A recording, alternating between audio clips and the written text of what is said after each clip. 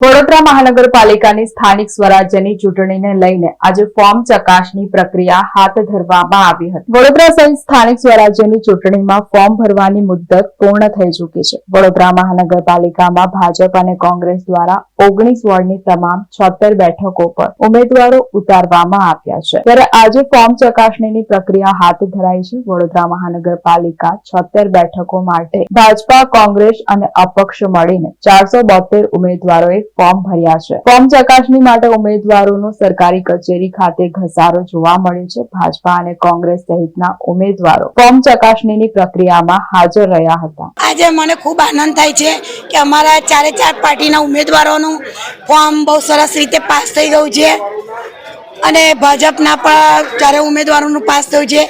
AIM પાર્ટીના 2 ઉમેદવારોનું form reject થયું છે। સંજોગ વસાત એક બેન છે એમનું પાસ થયું છે। અપક્ષમાં પણ થોડી એરર આવી છે, કોમ્પ્યુટર એરર।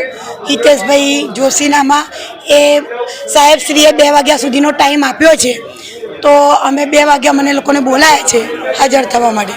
બસ અમે પાર્ટીને જીતાડવાની પૂરી કોશિશ કરીશું। માહોલ સારો છે, પબ્લિક અમારી સાથે છે। અમે ગાંધી ચિંધ્યા માર્ગે આ પાર્ટીને વિજય અપાવીશું એવો ચોક્કસ વિશ્વાસ છે।